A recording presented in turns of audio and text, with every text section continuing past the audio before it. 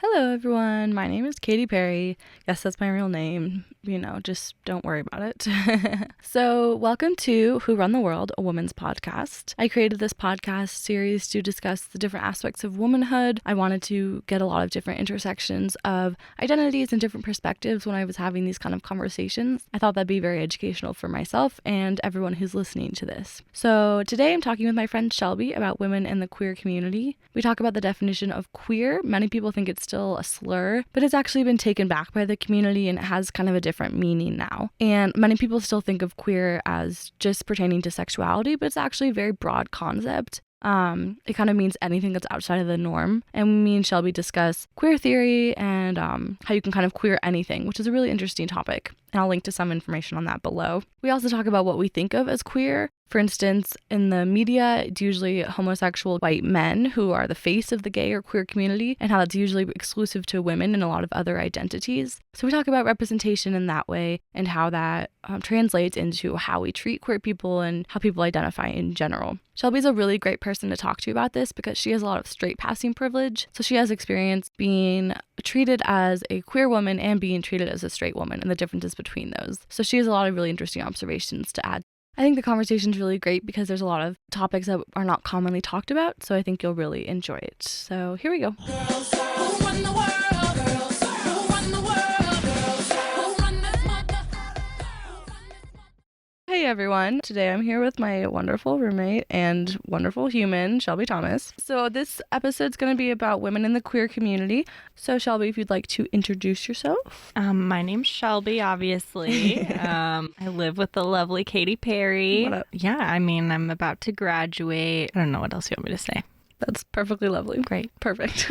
And so how do you identify is the first question. And Okay. Right now, I guess we're specifically talking about sexuality, but obviously throw in any identities that are important to you. I think it's interesting that you say we're focusing on sexuality because I think that what gets left out a lot is that there's a sexual identity and there's a romantic identity that usually people don't really differentiate between. Because for a lot of people, they are like coinciding and they match up or like, they don't have to think about that. I'll talk more about that in a little bit. But Yeah, no, great.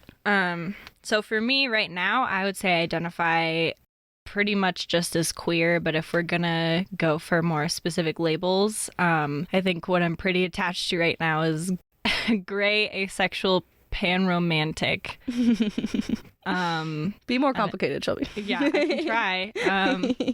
No, that's gray, awesome. pan, asexual. I don't know. That's great. It's great. Yeah, because so what I was talking about before is just I think that it's not necessarily always that, someone identifies as heterosexual. That means that they are heterosexual, meaning they only want to sleep with people who have specific genitalia, but also that they're romantically interested in those same kinds of people. And honestly, it gets really complicated with that because then you got to look at what gender means and how that looks for different people and what gender and sex are and like the difference between that. And so I think that's why I kind of like identifying as queer, just because it's the most encompassing but also the most definitive of how fluid, I guess, I experience my like romantic relationships and sexual relationships. So That's great. So did you always identify as queer? I was wondering if you could talk about kind of how you got to that label and how you found that worked to identify yourself.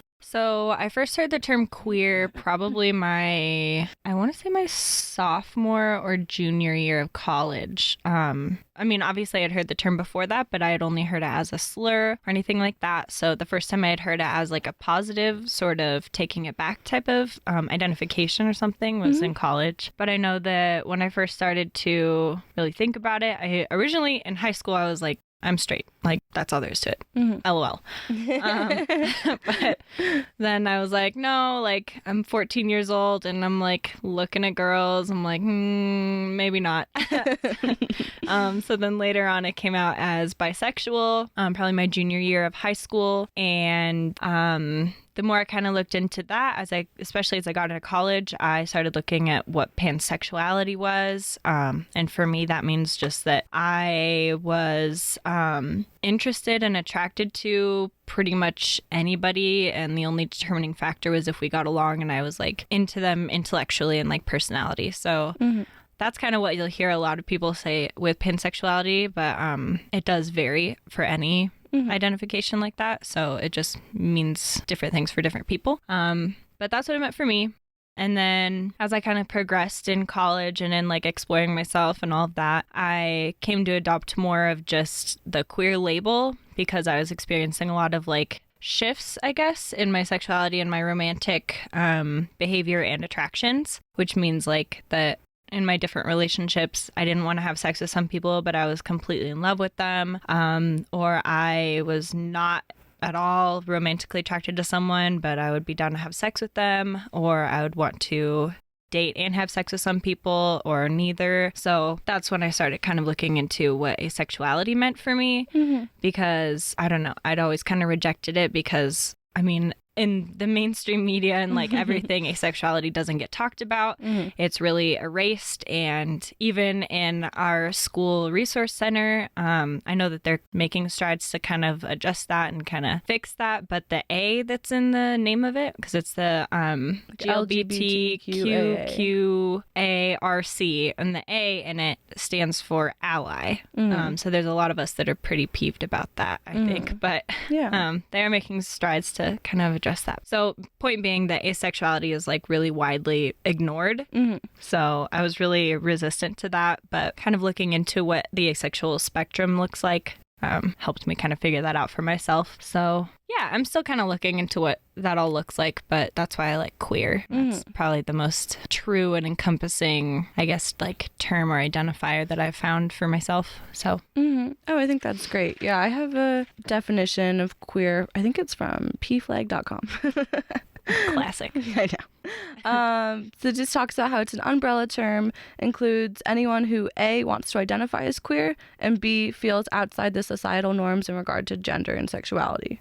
That's pretty much aligns what I have in mind. Do you want to add anything to that? I mean, that sounds pretty much like how I would imagine it, but I also kind of then think about like queer studies and queer theory and everything. So the idea of queerness is really just looking at, because, okay, I'm trying to figure out the best way to word it. Yeah, no worries. It took me about the entire freaking semester to like actually learn and like understand what queer theory is. So. Like in your queer theory class? Yeah, it was absurd. It's very complicated. You've like told me about it and I still have trouble. Yeah. Because I mean, it makes sense as to why it's so hard for us to grasp, because the essence of it is really just like challenging like what the different like boxes and categories and norms are and stuff, and like the like confining of like people and ideas in these certain kinds of ways.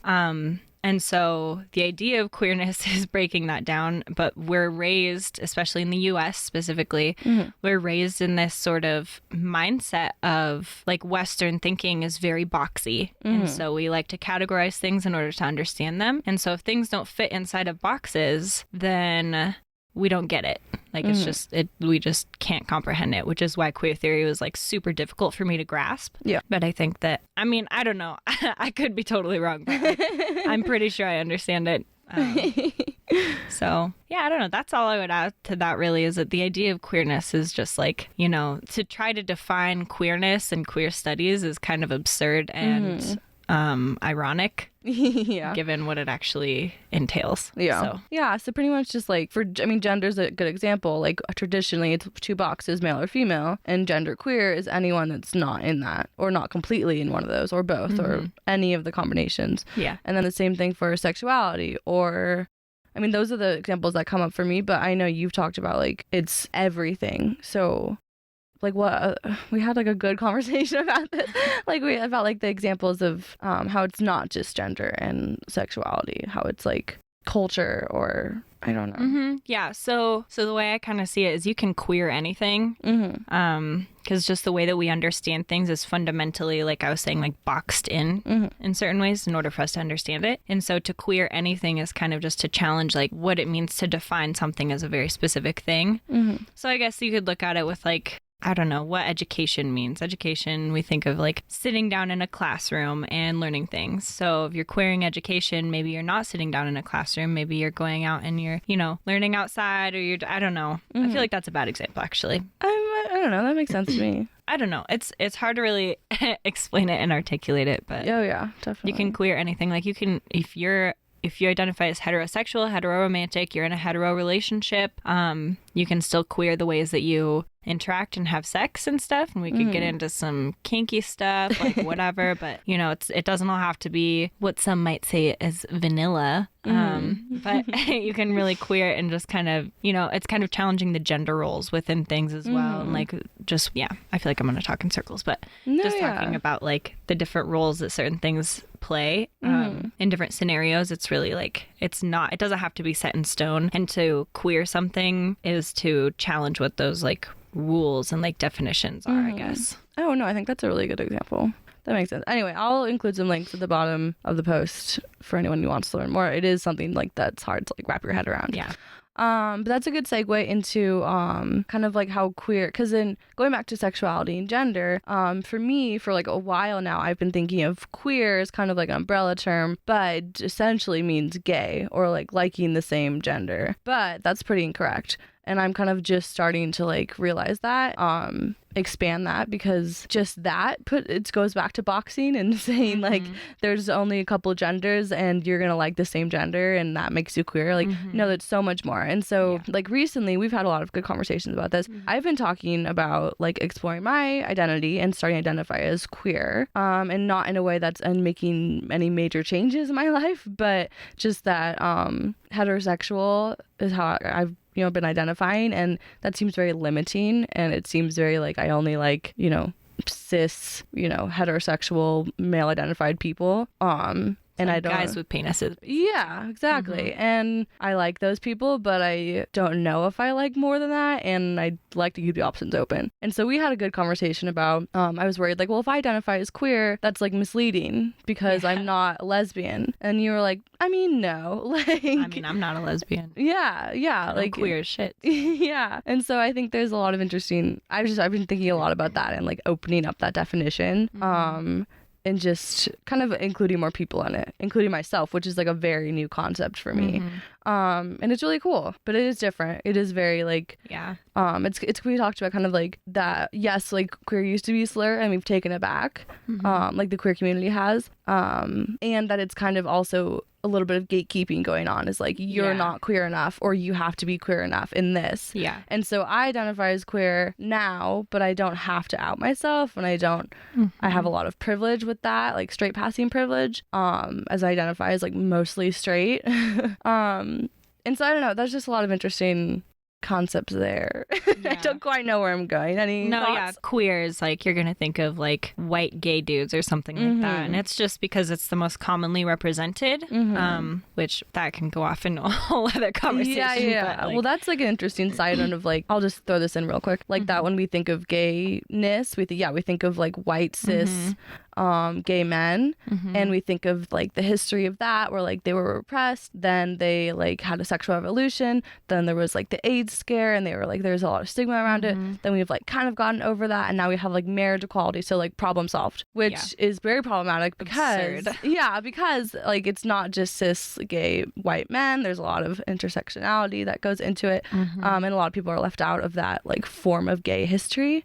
I don't know, that's something I just learned that a couple years ago, and I like to throw that in anywhere I can because I think it's really interesting. But yeah, not to interrupt. What were you No, you're good. No, yeah, with that, you think of like the movies are coming out about Stonewall and how the main characters are these little white dudes, and it's like, no, like, no, are we going to talk about the trans women of color that actually started that up and spearheaded all of this and like literally risked their lives to make all of this happen so that we could have marriage equality, which is arguably a useless stride in what actually needs to happen, in my opinion. The institution of marriage is a crock, so I'm with you there for sure.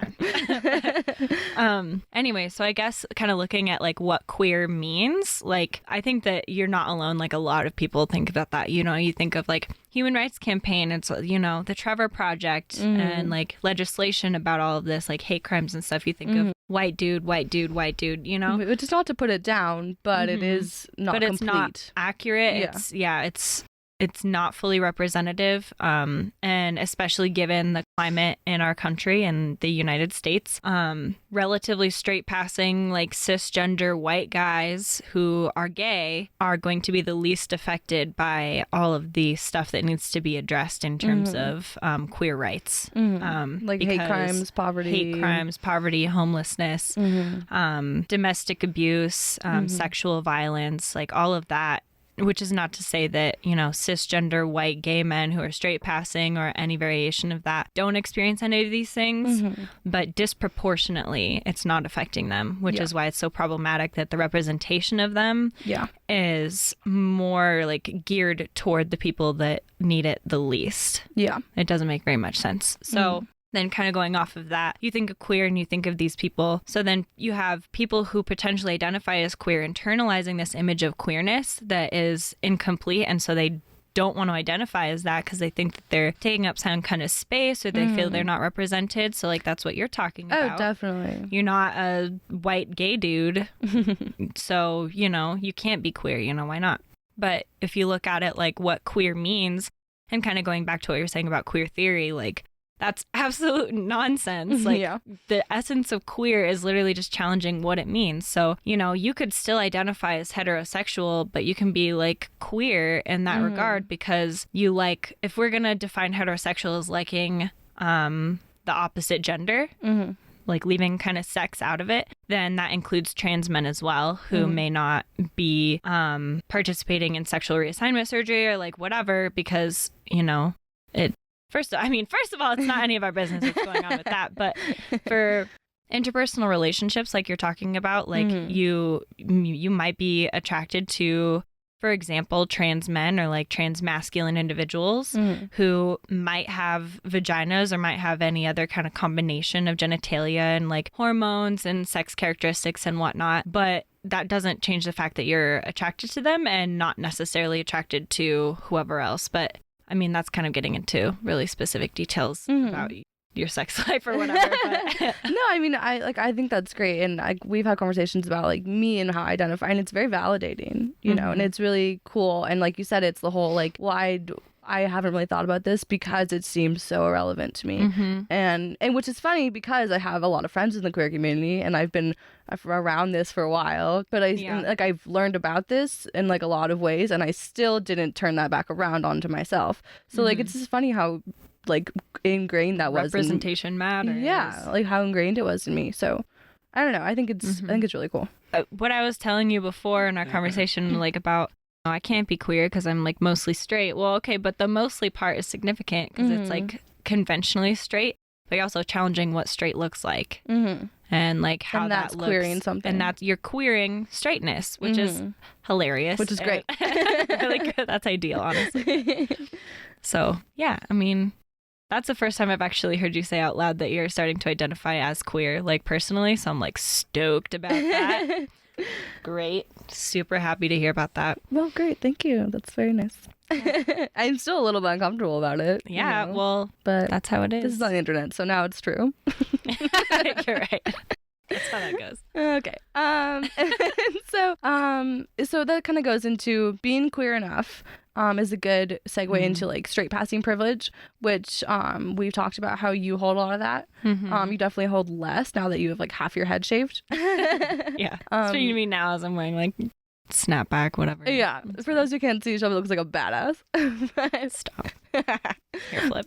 Only on one side of my head. Only on one side. But yeah, so I was wondering if you wanted to talk about that. And I thought it'd be interesting. I don't know if you thought about this, but if you've like noticed changes between before you shaved your head and afterwards. Oh, absolutely. Yeah. So that used to be like a big thing when I was first like, I guess first coming out like at CSU and like in my college communities, which is absurd on its own because I've been out since freaking high school. So why do I have to keep doing that? Because of the straight passing privilege. You can't visibly see that I'm queer. So it's assumed that I'm not, which is its own thing. But yeah, I mean, I assumed that when we first met. I assumed you were straight because that's the default, unfortunately. Yeah. So, I mean, since I've been tending to dress more like androgynous and aspects in aspects, certain more masculine, I guess, which what even does feminine and masculine mean? We could queer the F out of that, but whatever.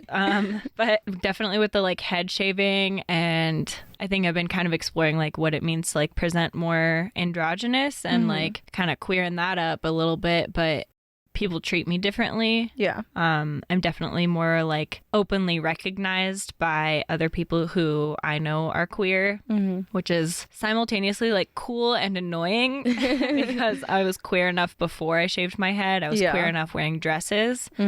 But I thought that I wasn't, just that there shouldn't be that gatekeeping. Well, I mean, sometimes it is intentional. Sometimes people are fully conscious of like gatekeeping and like, oh, like she doesn't like, you don't look queer. You know, I've gotten that a lot in my life. Yeah. And that's super hurtful. But yeah. I think a lot of the gatekeeping that happens is unintentional. It's just because like we're replicating the outer systems within the queer communities that exist and kind of reinforcing like gender norms and what presentation should look like for certain kinds of people with certain kinds of bodies and stuff like that. I definitely experienced a lot of straight passing privilege before, and certainly now, although it looks a little different now, people kind of think I'm just edgy if they think I'm straight. And then they find out I'm queer and they kind of have this face of like, oh, it makes sense now. Like, well, okay, that's fine.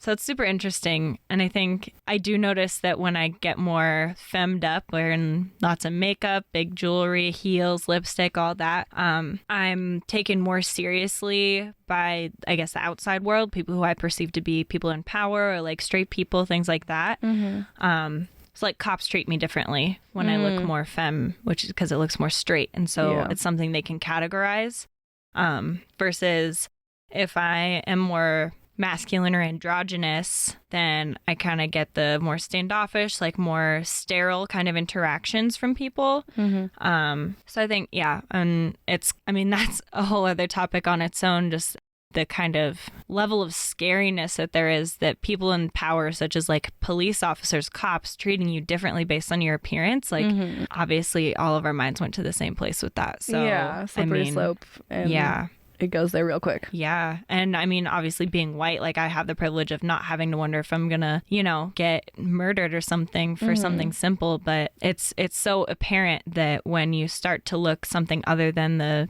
status quo or the standard, it becomes very apparent how that happens with the people in power. So I guess that's just kind of to highlight how it goes past just like smaller scale interpersonal interactions. Like on campus, people treat me differently based on how I'm dressed or how I look the day of.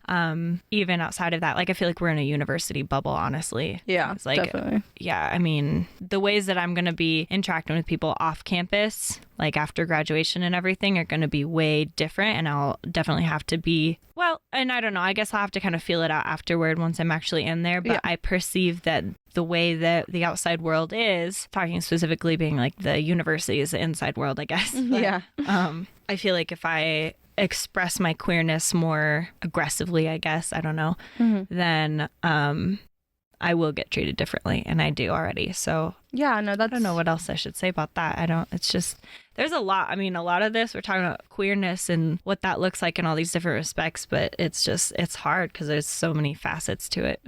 That was, I mean, you kind of answered that, but I was going to ask like about like how you're going to approach like leaving university and like going to get a job or like volunteering or whatever you end up doing, if that affects it, or if you're going to specifically aim like for companies or organizations that like talk about these things, stuff like that. Yeah, I haven't personally thought that much about it just because I think I've been kind of like in denial or like resistant to graduating and like leaving. That's true. That's very accurate. I'm like, no, thank you. That's for everyone here, yeah. But I think what definitely happens there is that I'll think about going out and like getting jobs, and like dressing professionally is going to look a very specific way for me. Yeah.